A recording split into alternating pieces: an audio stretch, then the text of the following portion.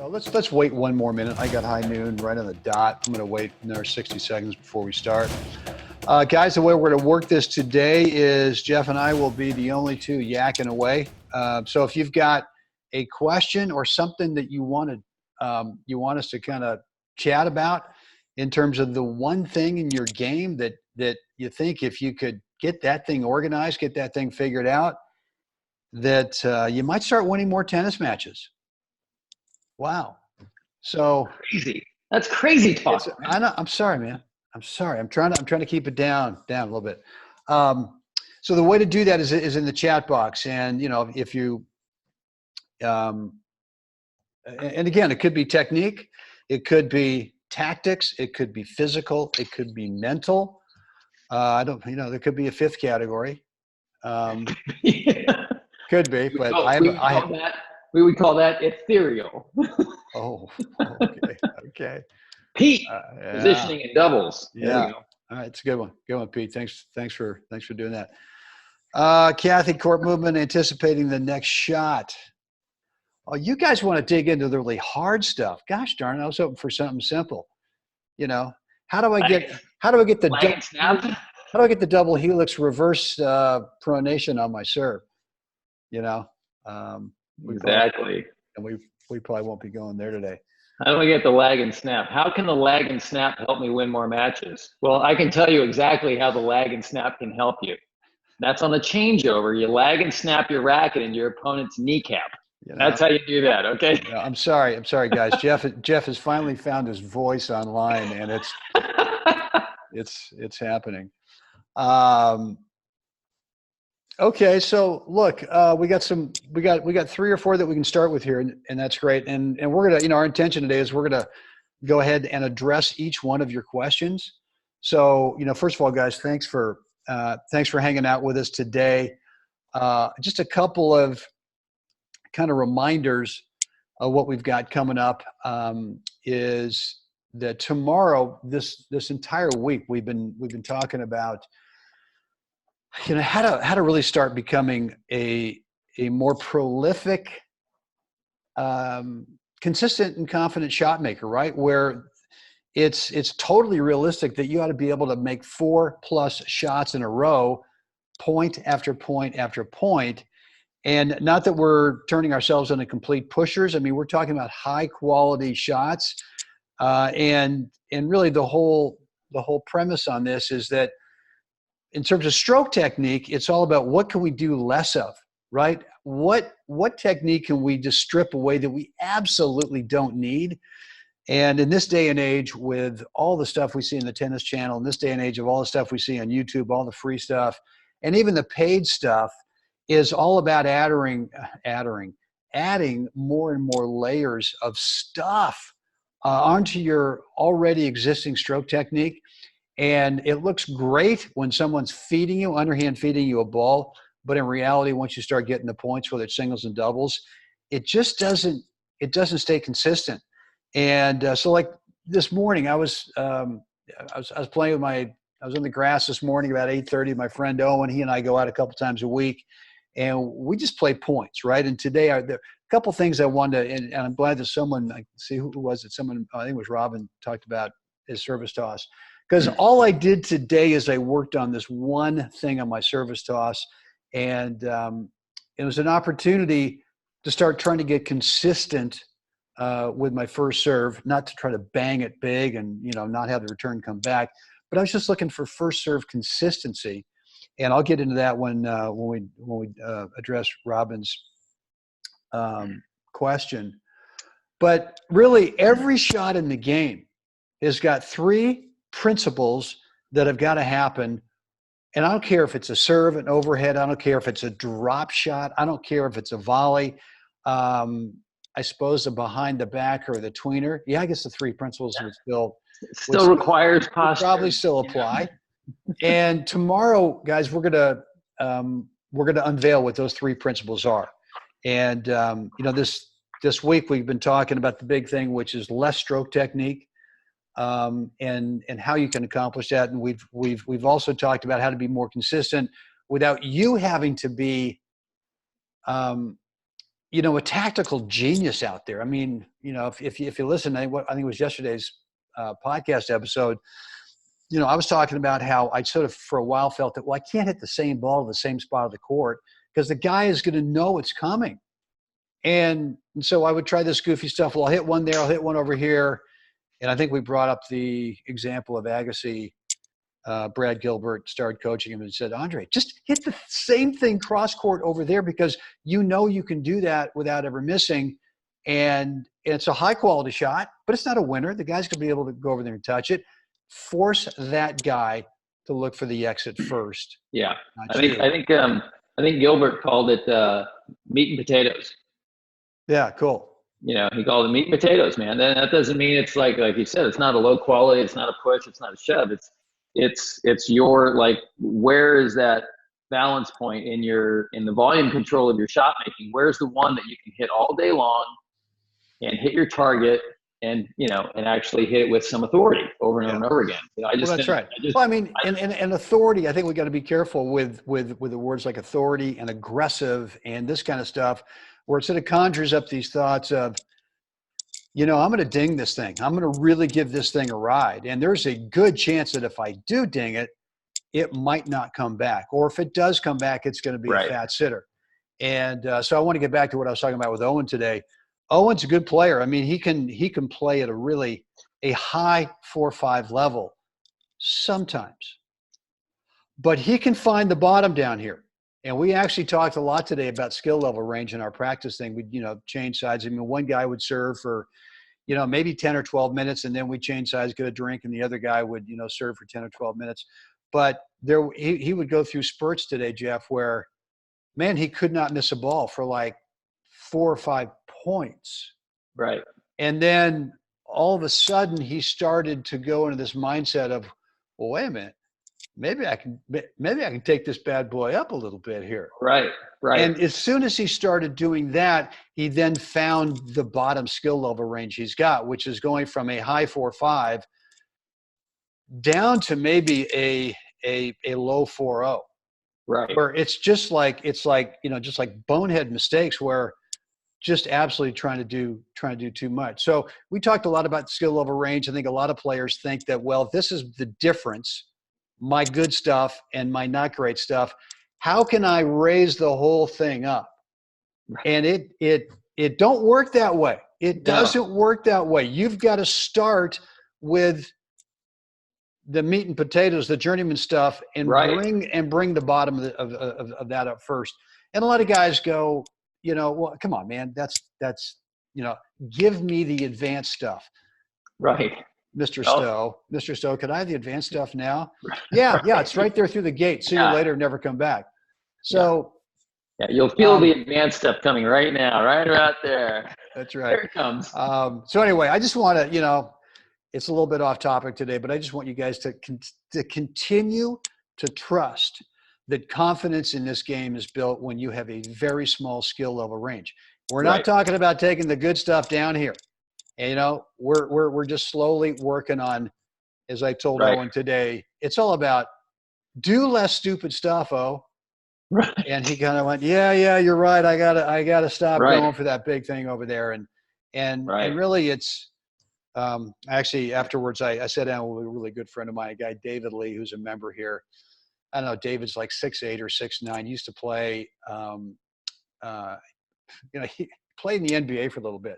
I mean, the guy is a great athlete, and he played in the pro sports. And the last few days I've been running through and I love to sit down with David and just kind of pick his brain on, here's a guy, I don't care what sport it is.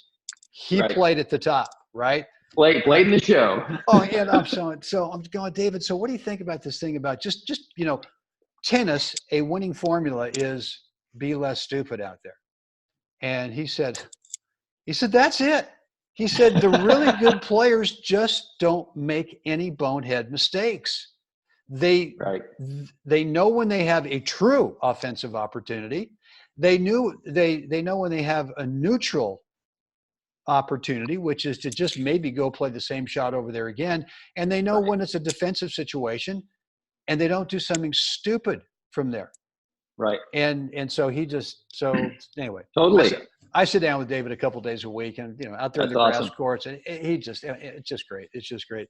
So the other thing, guys, is if you're going to be down here in the desert this month of November, Jeff and I will be kind of hosting a gold ball hunting tent over at the tournament, over by the tournament desk. It's the national 60 men's grass courts and national 75 men's grass courts, which are being hosted here at the Mission Hills Country Club, Rancho Mirage. It starts on Sunday, November 17th, and Jeff and I will be here all week.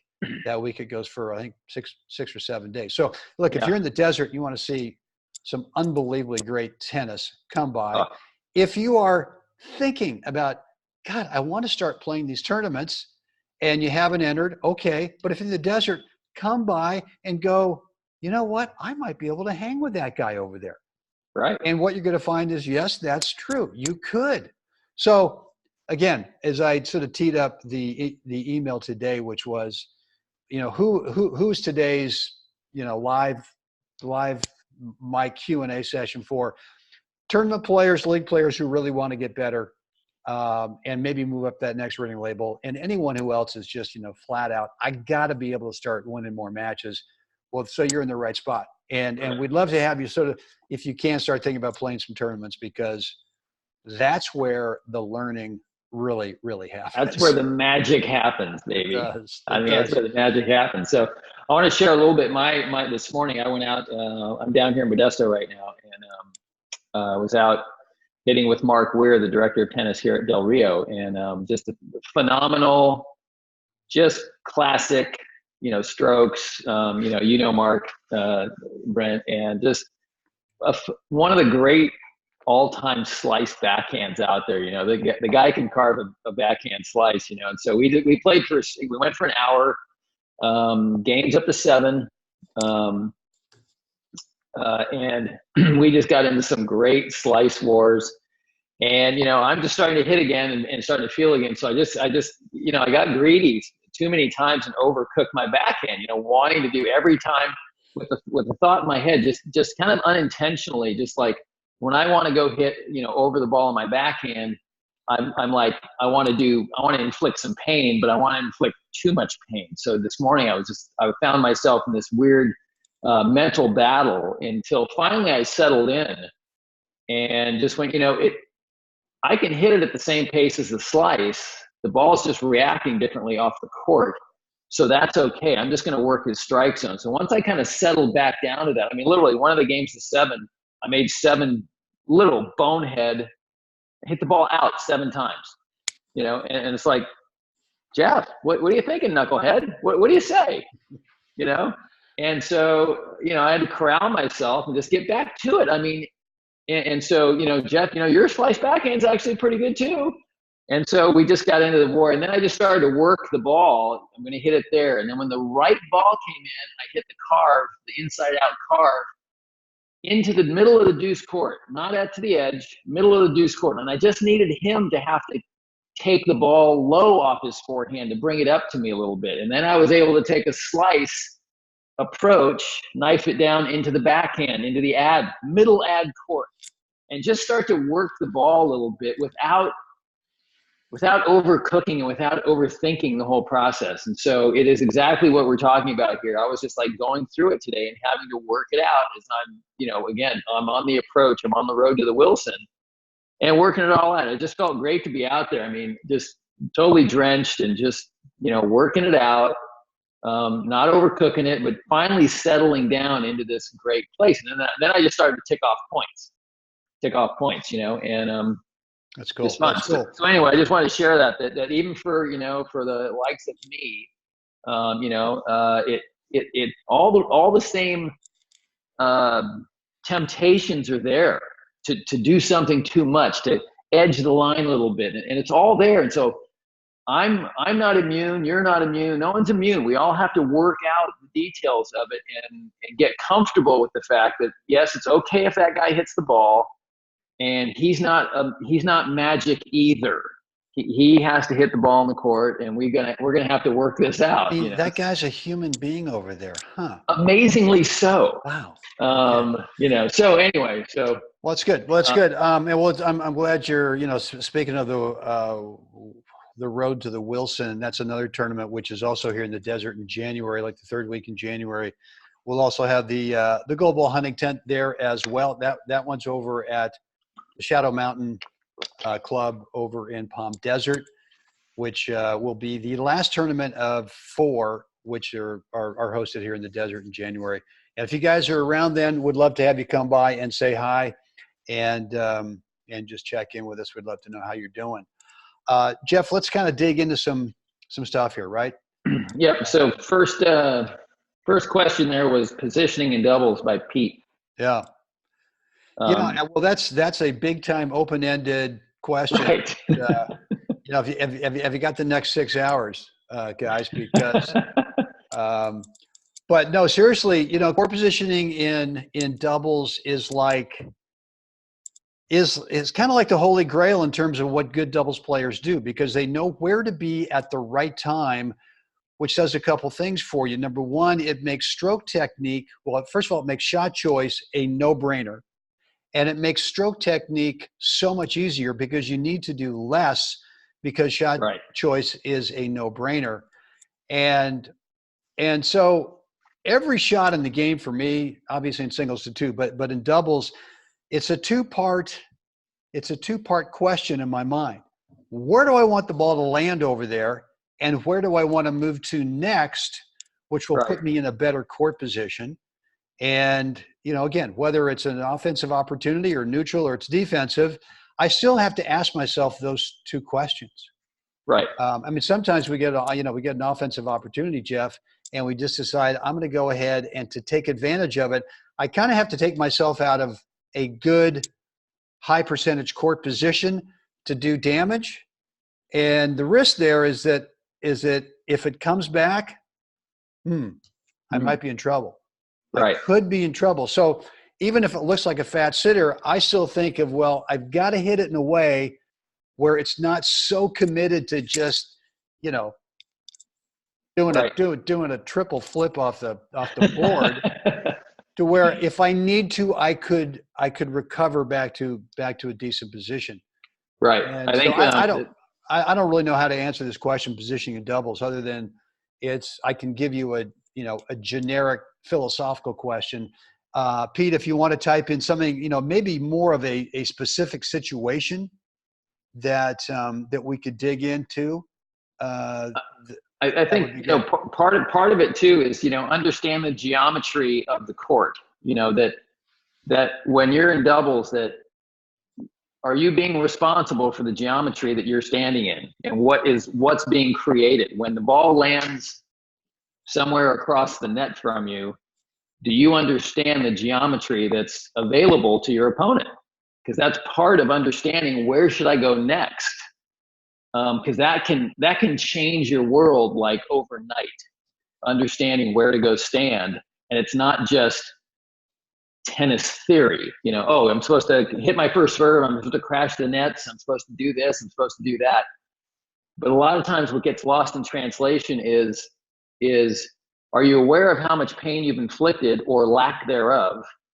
And do you understand the geometry that you're standing in based on where the ball is across the net, not on whether your partner had to go wide to hit a ball or not? I think this is just a generic understanding is, the 10-foot or 12-foot rope that I'm connected with my partner with is kind of an entry level, basically a good idea. But then the geometry starts to take over. And so I know that if my partner gets taken out wide outside the doubles alley, I can only go so far. Now I'm just shifting for no apparent reason because I have to wait and see what my partner delivers to know how much I should cover, where I should cover. So the layers get a little, I don't want to say complex, but it does get a little complex. But I think those two extra layers of understanding is where's the ball across the net, and how does that affect the geometry of where my partner and I should stand? That affects their choices. Yeah, Pete said how to set up my partner and cover the other lower probability shots from the opponents. And look, the way you set up your partner is is pretty simple. It's basically you try to get the ball in front of your partner and down to someone's feet. Or if someone's, if the opponent in front of your partner is way in the backcourt, then play it short. It's now down at their feet. Now they got to scramble in.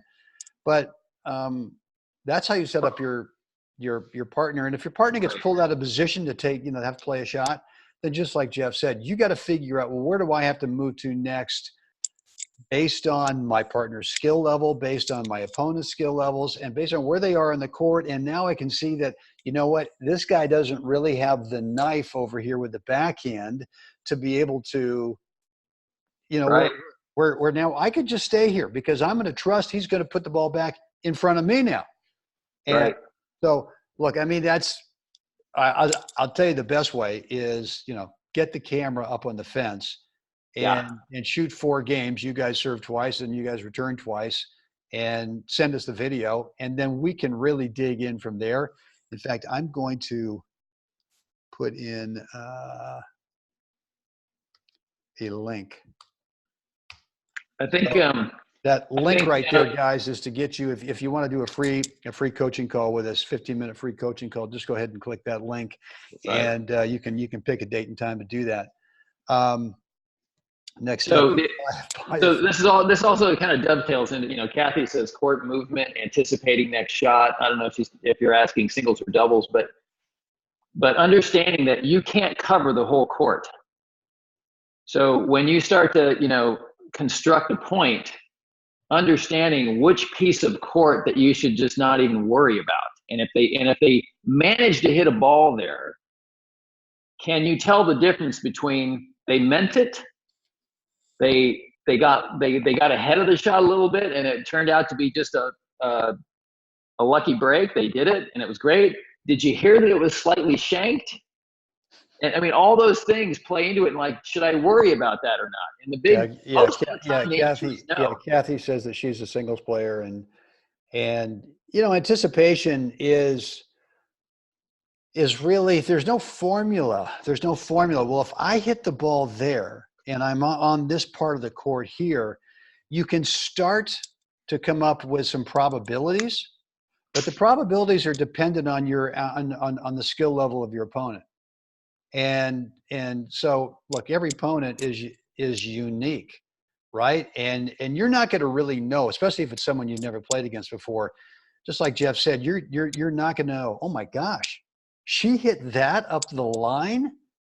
Well, was that intentional? Was it a slight miss hit? Was it pure luck? Was it a shanker off the racket? Whatever. But in terms of opponents that you do know, the only way that you can start to learn how to anticipate and how to guess what's about to happen is to play hundreds of sets. There is no, here, let me go ahead and pick the formula out of my pocket and say, if blank, then it's not an if-then formula. It's just not. Now, we can start to narrow it down more and more as you get more experience and you start to see patterns develop. But the only way you can do this, guys, is to get out there and play just boatloads of sets. And when you do that, first of all, you'll stop thinking that there's a guaranteed formula for winning.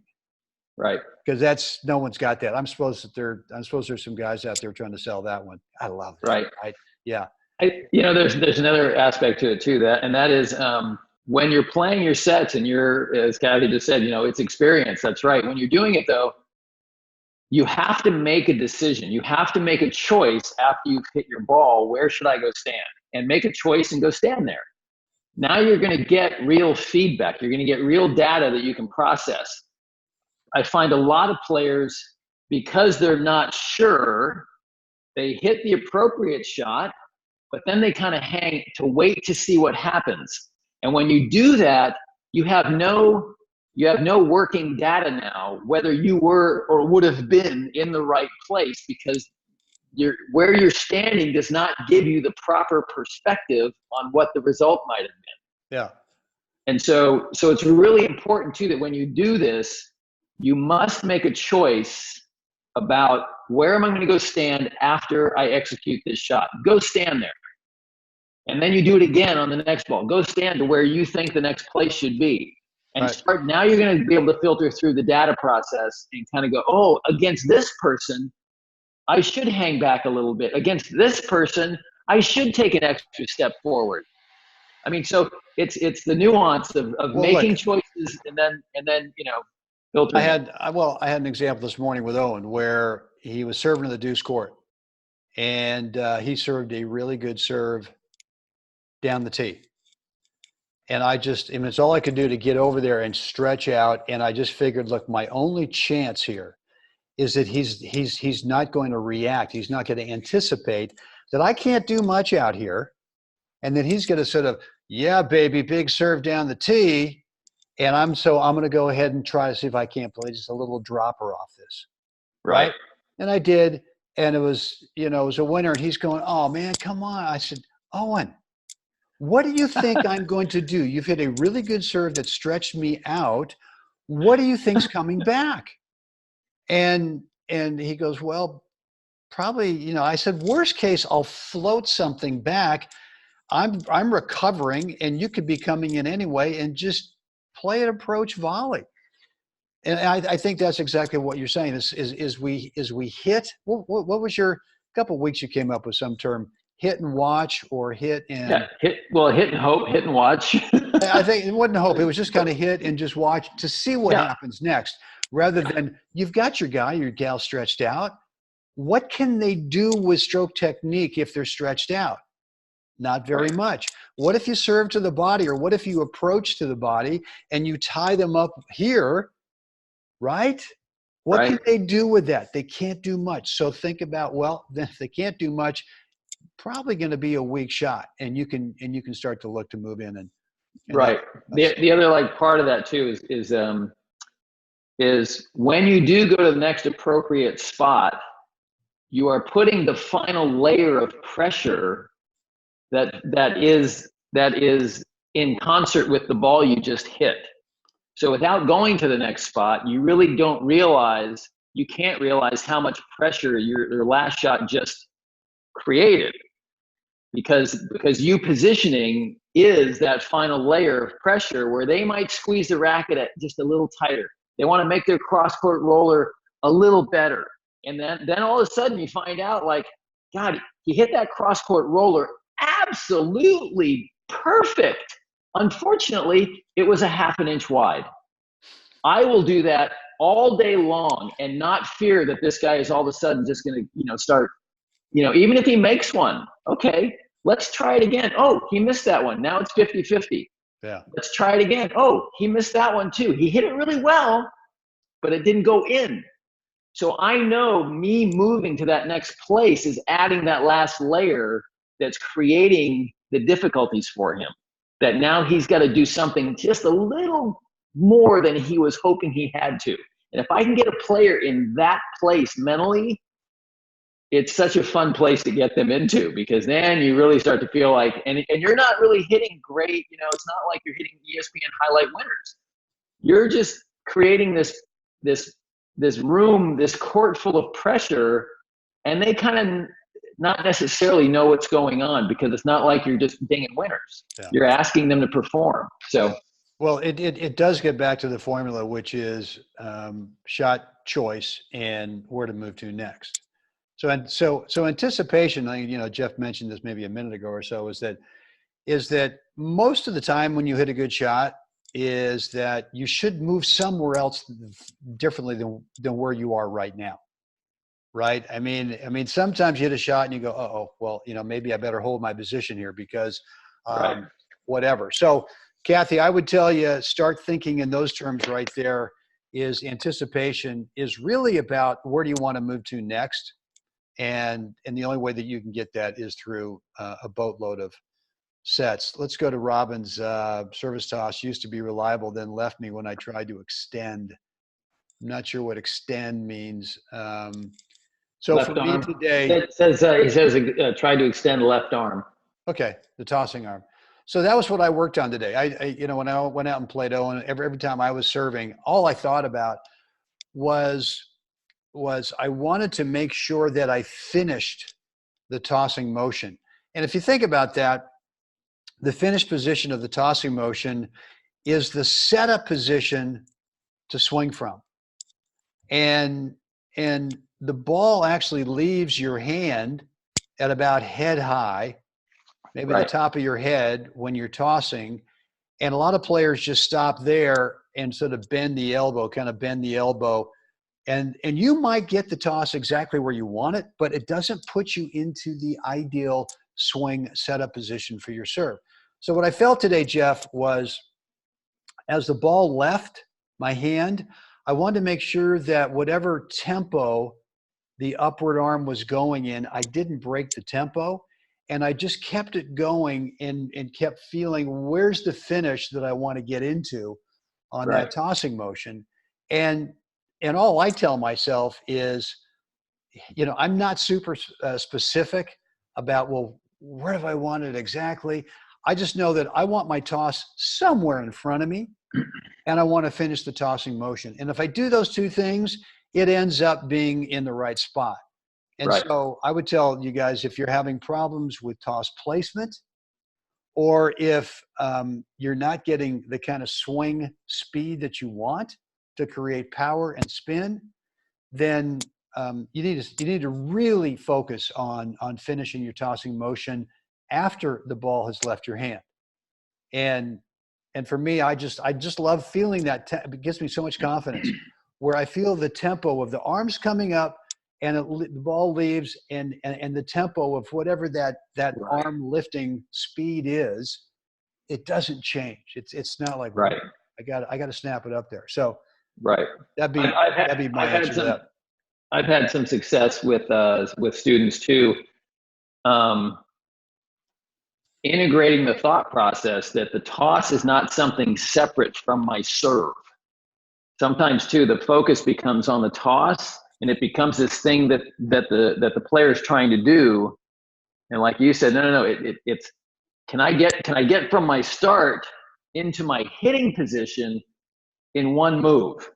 So that you start to see it in your mind's eye as this is an integrated move, and it's one move. It's not, oh, I toss and then I set my racket, and now I should think about deciding whether that toss is good enough to hit, and then all these little broken down parts and pieces. And when I've had students that do that, the whole motion is so fragmented. Even though it might look kind of smooth, the motion itself, I can see mentally that they're seeing all these they're seeing every step as its own separate function, and not seeing the whole picture, that it is all one move, that we've got to get into a position. So I've found that helps students too, when they stop isolating the toss as something in and of itself separate from their serve. It's not. It has to be integrated into the thought process. Good. Major Dan is saying in doubles, when I'm at the net, I feel like a statue, not cutting off balls down the middle. If I go for the ball, I'm either late or get passed down the line, and the opponent tells me I left really early, can't find the middle road. Here's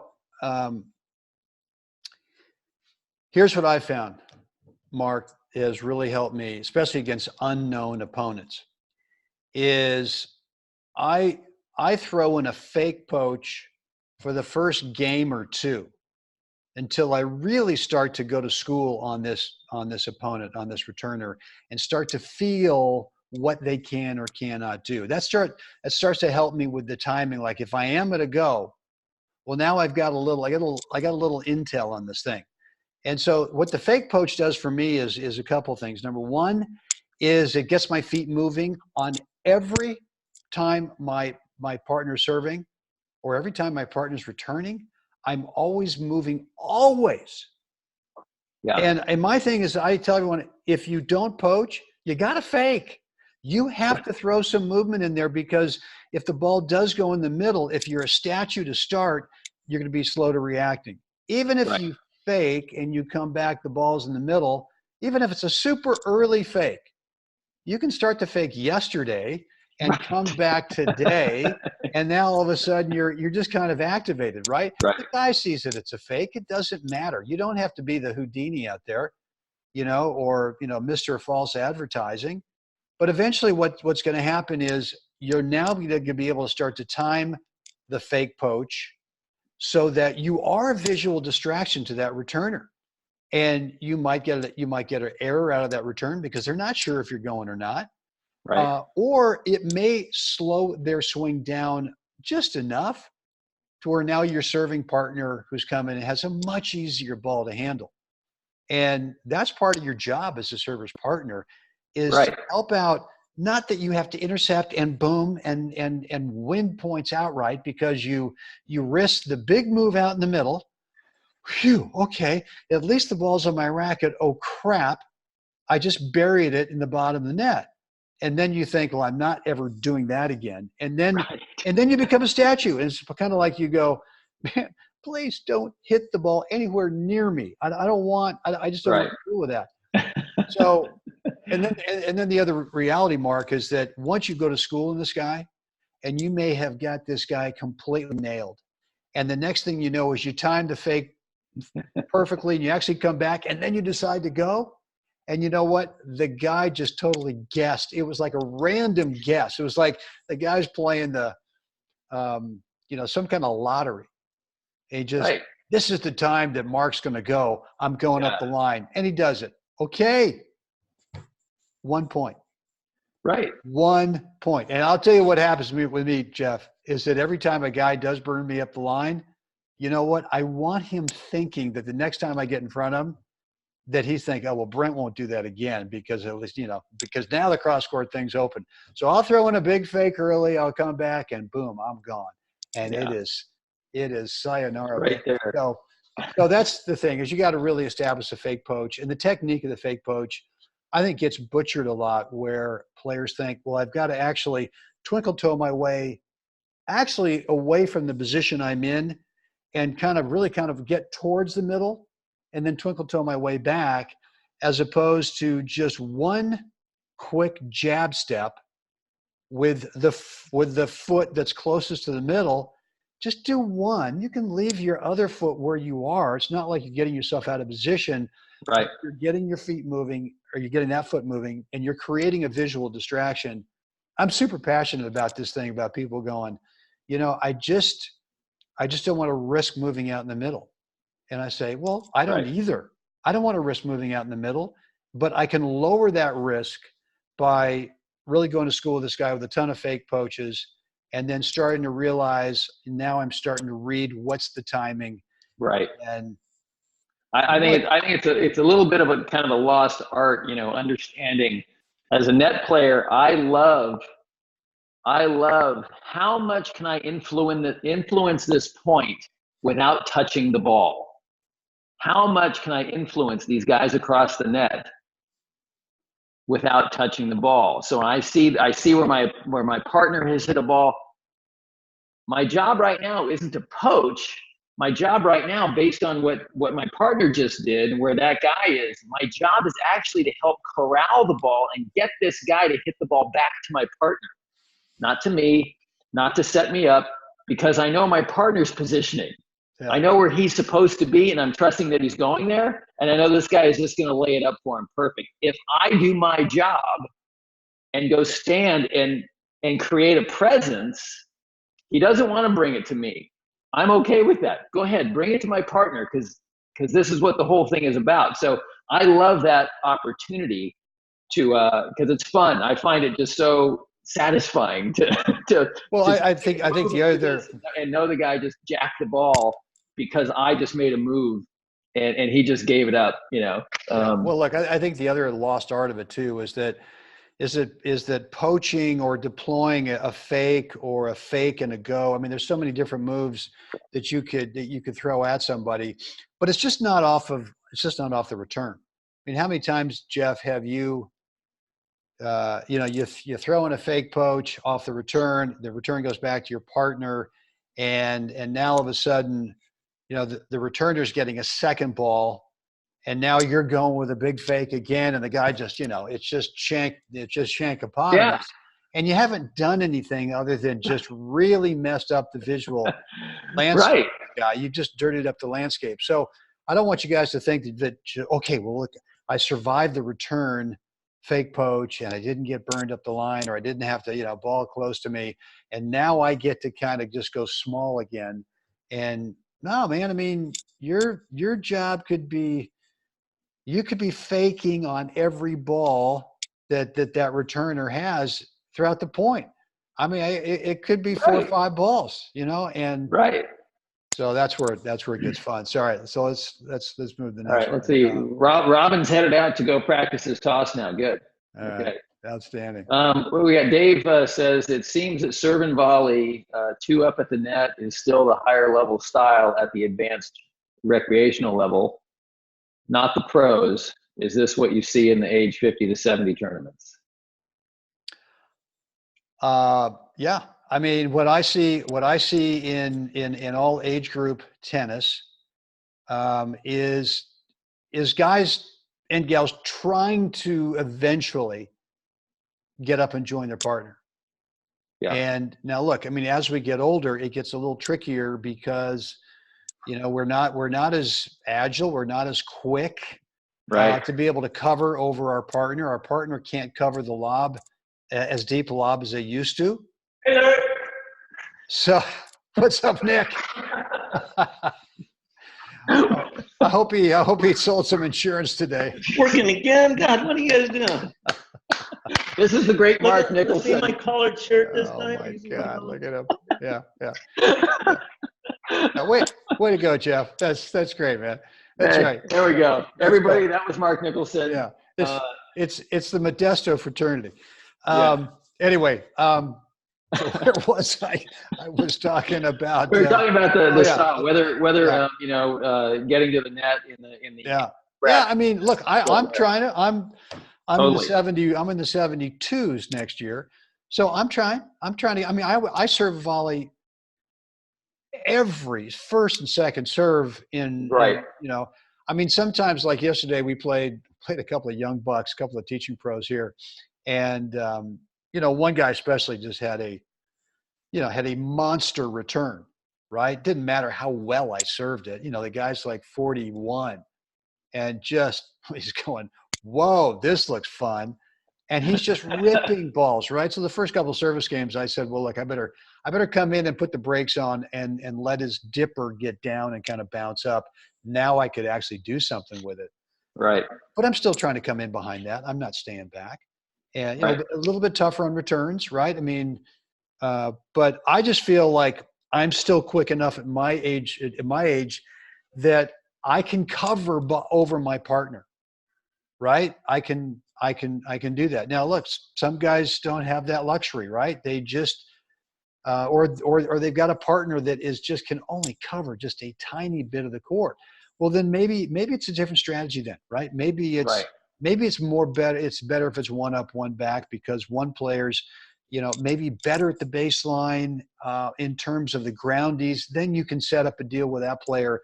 Your job is to set me up. If I'm a little quicker and I'm more nimble and I'm better up at net, let's work out this thing where you're going to be in the backcourt. That's fine. But make sure that your whole intention is to try to set me up. Right. And so I can't. I mean, who was it? Was it Dave? Dave. Yeah, Dave. So I can't. I think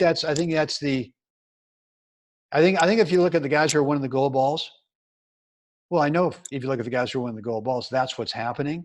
Right. But you also got to take into account too, the guys who are winning the gold balls don't have some kind of horrific, debilitating injury where they can't move at all.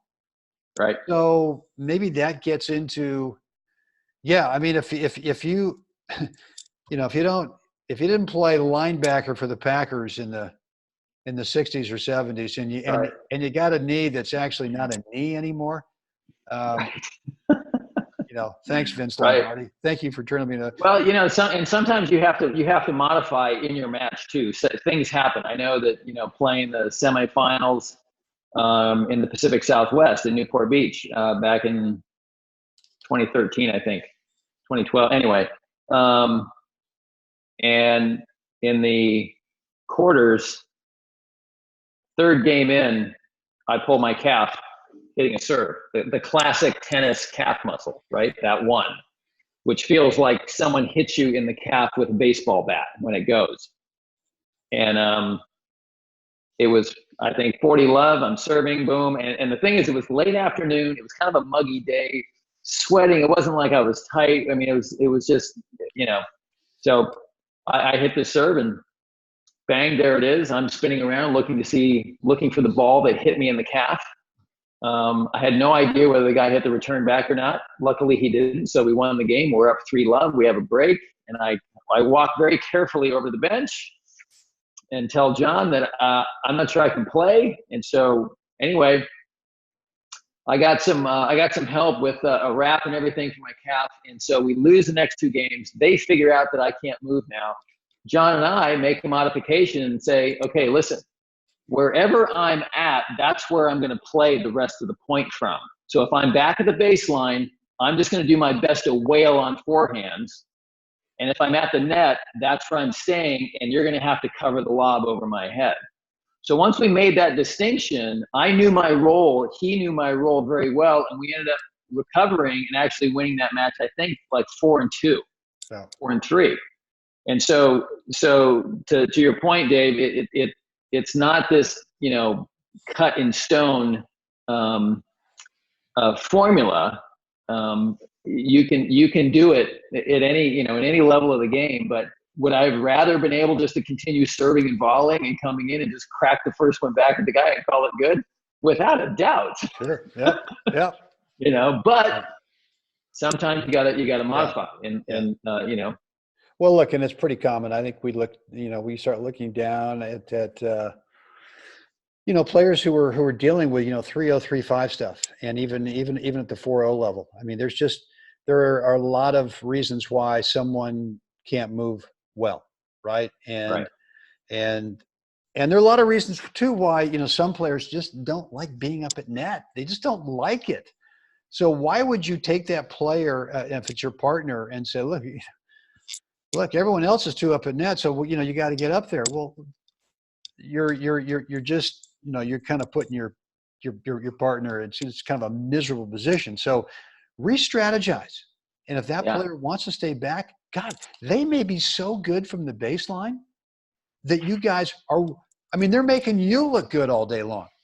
So listen, well, you know, John, my partner, I think we went 7 West Coast titles in a row, right? And our thing was, he sets, I spike. That was our basic plan because you know, as you know him, he's so tough off the return of serve, you know, dipping, being able to roll, just get it in there. And I'm just a kid in a candy store. I see the server, you know, coming in, and all of a sudden I see him, the knees are bending, he's getting down there, he's going to have to play in the dirt. And I am just starting to, you know, I'm like a blanket on the net right now, just standing in front of the guy because he can't hurt me. And so literally John just made me look like a hero, like, you know, all day. So it's understanding each other's skill set and how do we create a strategy that really feeds both our strengths and allows each of us to do what we do best and you know, construct that strategy that way. So guys, look, if you got another question, go ahead and just type it in. Something you want to chat about. I mean, I'm good to hang on here for a while. I don't know about you, Jeff, but I'm good for a while if you guys want to stay with us. Look, I'm putting the link in for a free coaching call, 15 minutes, 10, 12, 15 minutes, whatever we need. But let's kind of dig into that one thing. It's a private call, just 3 of us. We get in the phone. I know some of you guys have done this before, but, you know, if you want to do it again, that's fine. And let's kind of come up with the one thing in your game right now. Again, kind of those 4 general areas. Could be technique, could be tactics, could be physical, could be the noggin. And let's chat and see if we can't really zero in on one thing, that if you were to really kind of attack this one thing for the next 30, 45 days, that it could make a significant difference in you winning more. The meter might start to move in your favor, you know? That's right. And that's really, I mean, that's why we're here, right? We're all here to figure out what is reality. What are the things that actually work in, let's call it what it is. It's senior tennis. You know, if you're 40 years old, you're playing senior tennis. You know, that's just the way it is. You know, I mean, there are some 40-year-old guys and gals out there who are playing open stuff. That's cool, but that's still called senior tennis, and you can still You can still do less stupid stuff, right? You can actually kind of figure out, well, this actually does work, Yeah. as opposed to The noggin is always involved. as opposed to the lag, snap, and wipe. And you're never going to get me out of that one. I know. I mean, that's going to be just and the lag, right? We all hear guys in the the internet. Man, on that forehand, you got a lag, you got to snap, and then you just got to wipe it. It's just got just wipe the windshield. And I'm just going. Good luck. Go ahead, man. Yeah. Tell me in about 2 days how that elbow feels. All right. All right, Pete. Cool, man. Thanks for hanging out with us today. Let's see. I will get the fence cam before Christmas and send you a video for analysis. Got to run. That's awesome. Dave Moreland, good stuff about flexibility, style, fitness, and individual player strength. I do play dust with some seriously good baseliners, so a lot of one up, one back. That's cool. And then Kathy saying, is there a road, so to speak, to senior tennis? Should we be solid in local tourneys first, or beat a certain skill level before we tackle one? Well, look, Kathy. There's sort of this thing. Well, why would you go play a national if you can't win a local? And the reality is, you can go out and you can enter a national. I mean, it's open to anybody. You don't have to qualify. Right. And what you're going to find is you can win matches even if you're look. There are guys in my age group, Jeff. There are guys in your age group who are 3.5s. And I don't mean that disrespectfully. All I mean is that's reality. There's guys in every age group who are just getting their feet wet or just trying to figure things out. Love the game. They're passionate. They want to get better as a player. Right. Well, I mean, I did that. Maybe Jeff, you did it less because you were a darn good junior. But when I went out there and started playing adult tournaments and senior tournaments, I got my hat handed to me all the time. And there were a couple of times when I came off the court going, God, do I really want to go through this? I don't know if I mean, why am I doing this? I can't beat that guy. I mean, that guy doesn't even look like a tennis player, and he just beat me pretty bad. Right. And I'm going, how bad do I want this? And he showed up with 2 different rackets and a hand towel, and he just kicked my butt.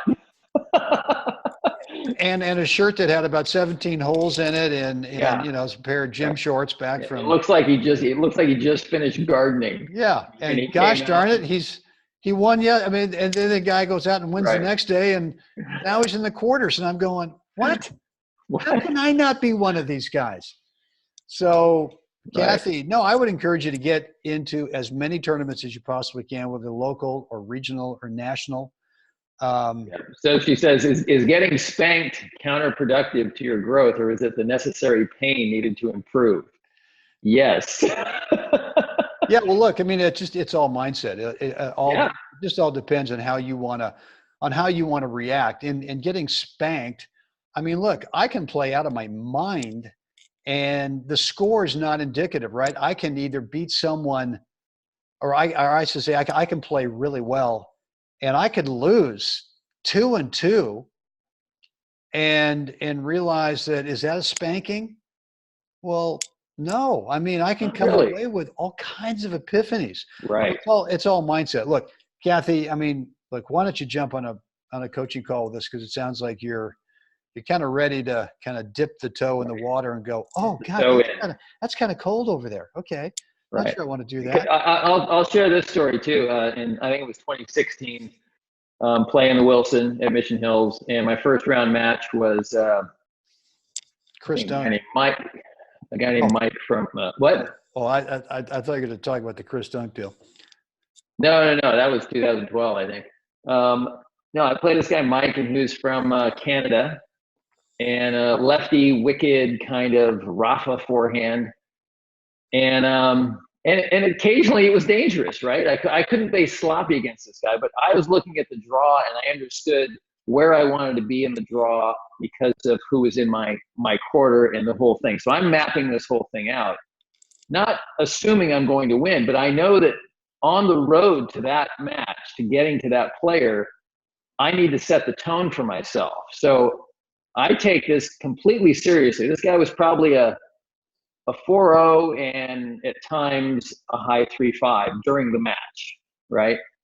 And so I'm taking it seriously, and I'm not playing sloppy. I'm not playing flashy. I'm just trying to set the tone and get the feel, get the nerves out, all that stuff. And so I'm up 6-0 for 3-0, and he wins his serve. And honestly, I got a little mentally sloppy in that game. And so we're switching sides, and he can tell I'm not throwing my racket or anything. He can tell that I am personally irritated with myself, that I blinked. And he says, "Hey, Jeff, you know, it's okay if I win a game." And I didn't take offense by it, but I kept my tone exactly where I needed to be. And I just looked down and I said, "Mike, if I don't take you seriously as a player, and give you my best, I'm not getting any better, and neither are you." And I think it's kind of stunned him for a moment, like how I was approaching my tennis in a tournament like this. And he just looked at me and went, "Jeff, you're absolutely right. Thanks." And he thanked me after saying it. And I won the next 2 games. I beat him 0-1. Saw him at the big party that night. We had a beer. It was great, but it was a certain exchange. I let him know that I'm respecting the game and I'm respecting him as a player. It doesn't matter if he's a high 3-5. It's irrelevant. Yeah. There's something to gain in that process. There was something for me to learn in that process as well. Yeah, So, well, look, Kathy, I would highly encourage you to just get into as many tournaments as you possibly can. I'd also encourage you to play, X number of practice sets every week, not just on occasion, rather than just going out there and drilling all the time or taking a bunch of lessons or group things. Is you got to get out there and you got to play some practice sets, and that's where you start to learn. Well, gosh darn it, I'm actually pretty good at this one thing over here. I'm wondering now, how can I work points so I can get more opportunities to do this one thing more often? And I can see that, well, you know what, I'd be better on this other area over here if I just didn't play the ball there. I'm actually technique okay. I'm all right with the backhand when I play it there, but God, it gets me in trouble because now I don't get another one of those situations where I want it over to my good thing. So you're not going to ever find that out. You're never going to discover who you are as a player if you're playing, or if you're drilling too much, or if you're taking too many lessons. And so here's the other thing. And it was who was it today? It was about the camera. Anyway, so look, the best way to learn about shot patterns that you're good at and shot patterns that you need to work on is to get a camera.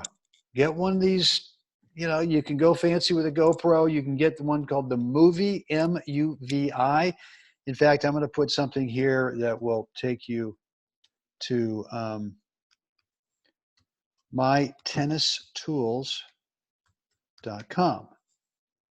And that is where you can pick up a couple things. Number one, you got to get the QM1, Quick Mount 1, which is a fence mount for your camera that telescopes down into something that's small enough to put in your tennis bag. And then you can telescope it out, put your camera on, you just reach up and put it on the top of the back fence. And if you really want to learn about what's going on with your matches, just video a match. Video one, one set. You don't need a whole match, just one set. If you really want to know how much you think you're moving. the first thing that will go, whoa, is that it looks like I'm not even trying out there. Right. Not that you're slow. I'm not saying that you're slow, anybody, but I'm just saying that when you see yourself in video for the first time, it looks like, God dang it, I was busting my butt out there today, and anyone's going to look like it. This goes, Jeff, what are you doing, man? It looks like you're, it's some garden party or something. Yeah. Is this, do I have this on slow motion right now? Is this, try? Let me check. This regular speed? So here's a question I want to circle back to. Danny asked the question, why don't 3-5s utilize the I formation and Aussie formation when playing? Yeah. Here's the thing about using formations that's really critical. is you have to be able to hit your target on the serve. And without being able to do that, there's kind of like, it's a random reason why I would take that positioning. So for me, it's really about, it's not that it shouldn't be utilized, but the guy who's delivering the serve needs to be able to tell his partner where he's serving it, so his partner has the upper hand now in knowing where to look, where to shift, where to cheat a little bit, all that. So without that, that becomes kind of a random strategy that may or may not flush out too well. Well, look, I take a little bit more of a general view on it, is that, look, if someone is just burning you guys cross court with a return, then just stand over there. If you're the net player, just stand where that return's going. You don't have to do anything else. Just force the guy to at least try to do something different. And look, at some levels, and we've even got a guy out here who's really, he's got this money backhand. Tony backhand is what we call him. And he's got the classic thumb along the back of the grip, and he can just flatten this bad boy. I mean, he's got a little bit of rotation, but it's big, and it's just money. And so what he does with his partner, every time he's serving to the deuce court, he always tells Aussie, because he wants the guy to return back over here so he can money backhand the thing. That's fine. Right. And look, if nothing else, it may just change that returner's confidence a little bit. It may disrupt it a little bit. Now they're not as confident. But the other thing I like about it is that if you're doing the traditional thing and the returner over there is just ripping the ball back cross court, now your serving partner's got a couple of challenges. Number one, a tough ball to handle, but there's an opponent directly in front of them. And so lots of times what Mai and I would do in mixed is we will either go Aussie or I on the gal, because what we don't want is the gal going ahead and going cross court, and now the guy is limited in front of Mai. Right. So we actually don't do I. We actually do more I formation. And, one of the beauties of the I formation, we talked about the fake poach before. If you come up out of that crouch and you throw in a little fake over there, the guy's just going, what is happening? Right. Get through that defense. That's right. So look, I love the I formation. I don't have a problem with the Aussie, but in reality, the Aussie in senior tennis, the net player can't really ever poach. And really a fake poach is not going to do much because it's so far away from the action. So all that you're really doing is you're putting, you're putting someone there where the return used to be going. Okay, that's fine. Maybe that makes it easier. But look, my partners come up to me and say, well, where do you want me to serve? And I go, hey, what's your best serve right now? They go, well, I feel pretty good going over here. Hey, let's go for it. I don't care. It doesn't matter. Right. So, hope that answered that for you, Danny. Yeah. Danny, on the counter side of that, when the opponents are doing that to you, it's also kind of, are you aware of the guy that's standing there? How good has he been volleying today on that day? Has he been super effective when he gets the ball at the net as a volleyer? And sometimes the answer to that question is no. And so we don't necessarily need now, as the returner, I can reduce the pressure I feel if I feel like I don't need to avoid that player.